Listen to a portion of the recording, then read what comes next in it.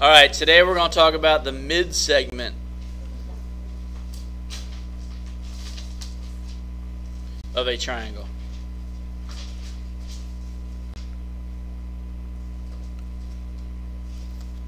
Mid-segment of a triangle is a segment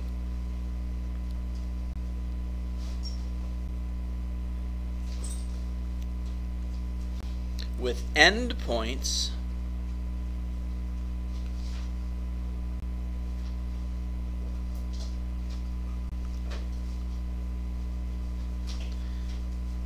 that are midpoints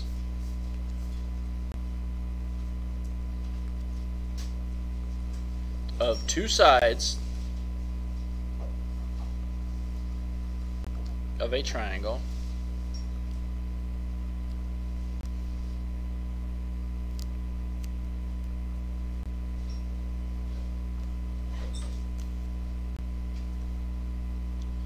the midsegment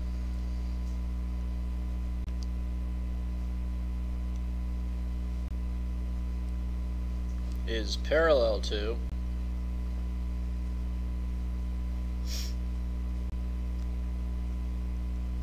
the third side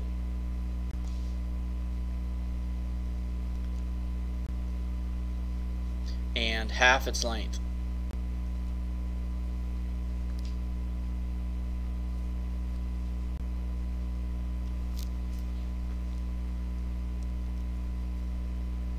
Mid-segment of a triangle is a segment with endpoints that are midpoints of two sides of a triangle. The mid-segment is parallel to the third side and half its length. So let's draw a picture.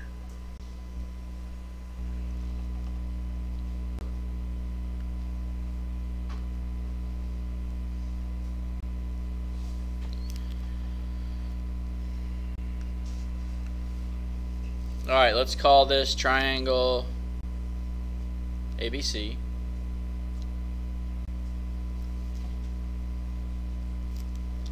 And let's take side AC and try to split it in half. We'll call that point D.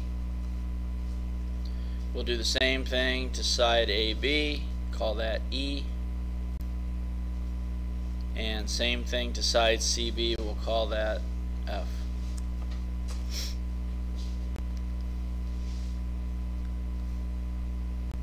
Now, if A to D is the same distance as D to C, then D is a midpoint. It's in the middle of AC. If AE is the same distance as EB,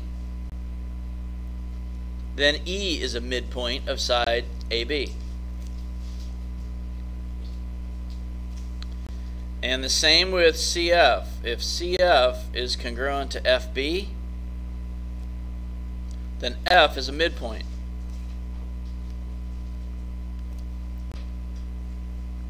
So if you connect D and E, you create what's called a mid-segment.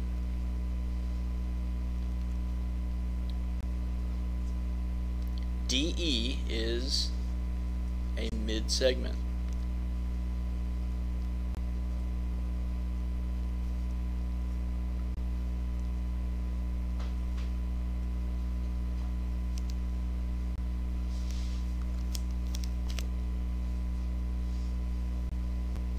It connects two midpoints. The definition also said that it's parallel to the third side, so DE is going to be parallel to CB.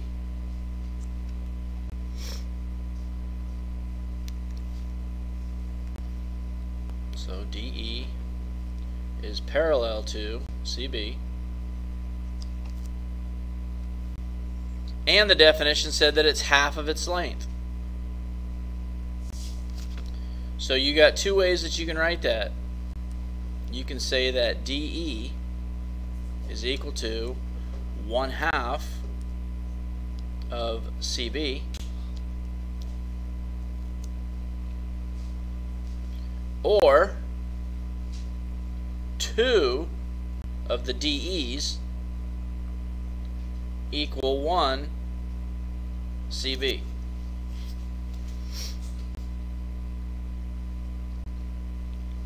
So all of that information is true in this case.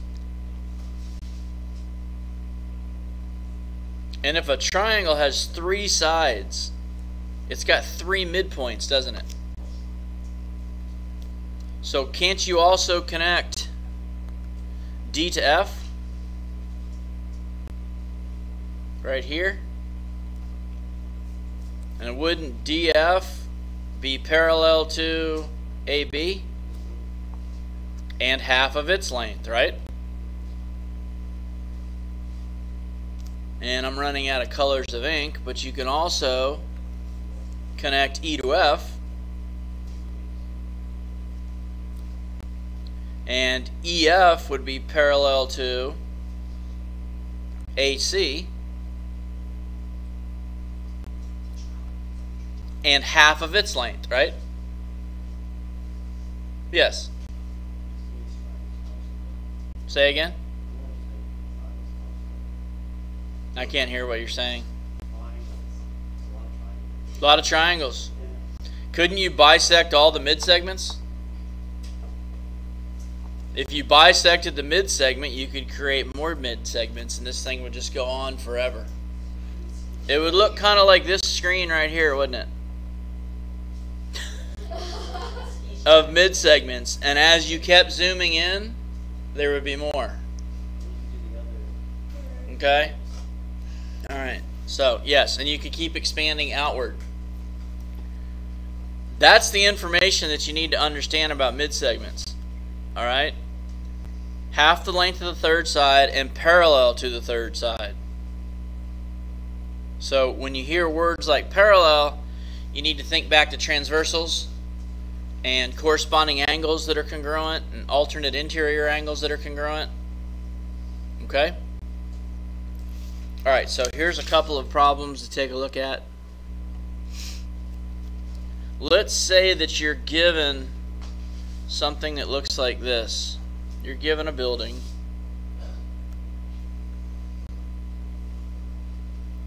Come on, building.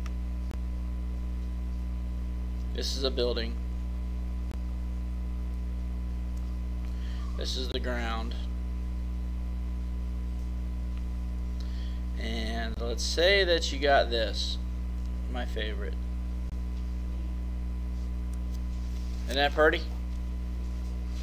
You got a tree.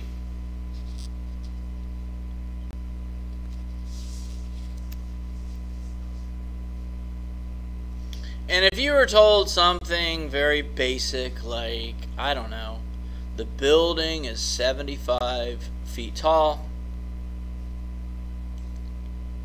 How tall is the tree? Alright? What you could do in that case is you could drop in a third line here. You could connect a point from the top of this building that went through the top of the tree and then went down here to the ground. So if you did this,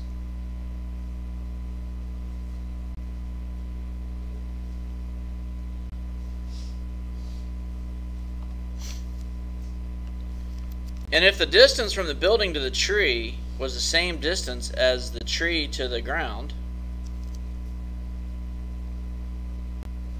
and then the top of the building to the top of the tree was the same distance as the top of the tree to the ground, what does the tree become in this picture?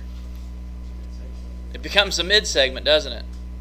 And didn't your rule about mid-segments say that we're going to treat this tree like it's growing straight up and down?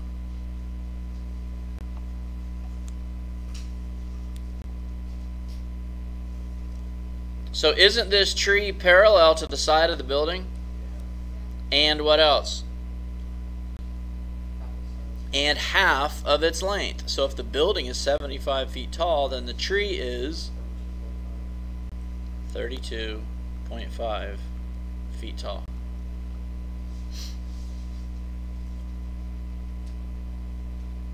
Does everybody see that? Alright.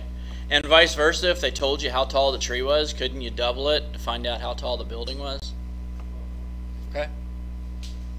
Now what I need you to think of for a second is, let's say you were told this in this picture. Let's say you were given this angle right in here. This yellow angle.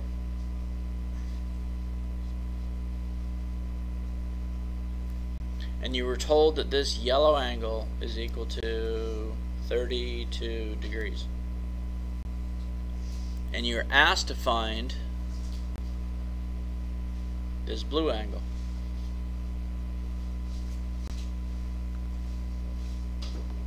Alright? You need that angle right in there. So what I need you to think back to is two parallel lines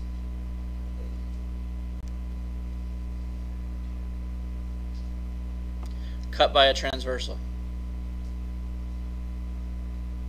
Remember that? Two parallel lines cut by a transversal creates groups or relationships of angles. What's the relationship between the yellow angle and the blue angle? So you guys remember what they're called? They're corresponding angles, right?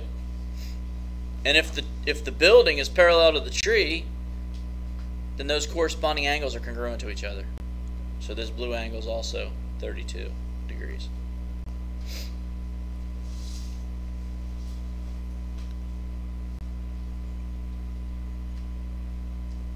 And you could find any other angle measure that you need in that picture, right?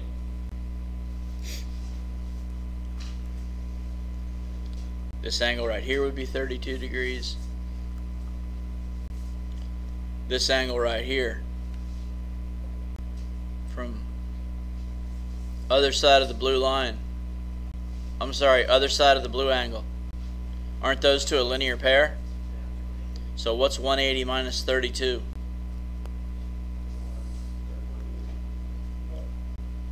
148. Anybody want to verify that? 148. Okay. These two angles, what's their relationship? They're vertical angles, so that's 32. Okay. This 148 and this angle right here, it's 148. Who remembers that relationship? Very good. Alternate interior angles. Okay? So a little blast from the past. Get it? Get it? Yeah, alright, alright. Not a very good audience. Alright, take a look at this picture. Let's say you got this triangle. MNO. We'll put this segment in here. Call it AB.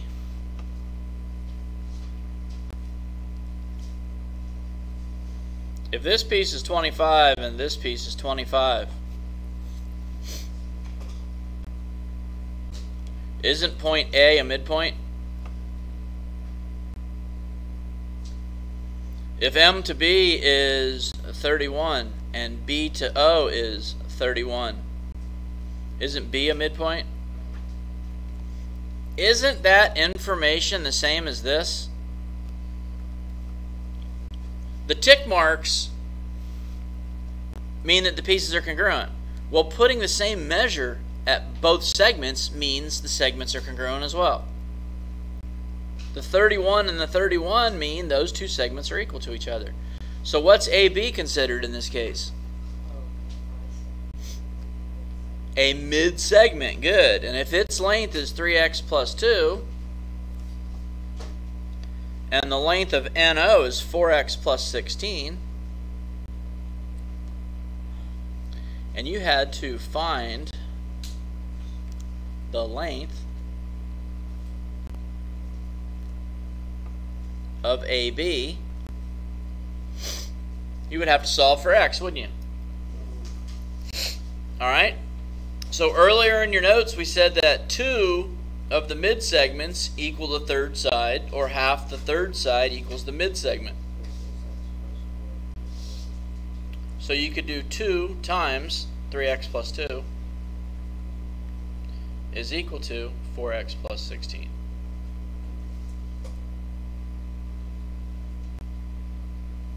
And there's 2 ways you can do this. You can either distribute the 2, or you can divide both sides by 2. And these 2's would cancel.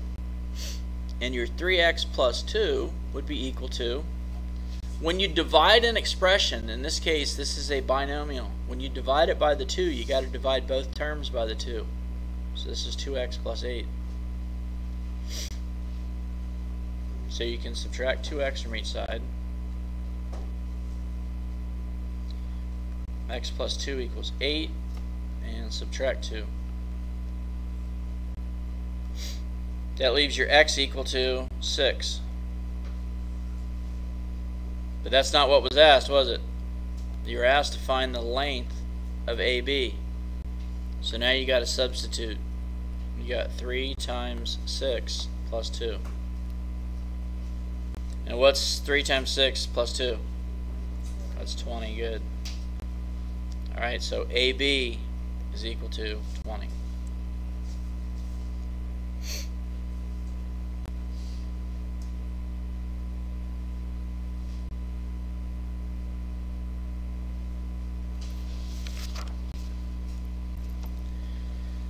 Alright, any questions?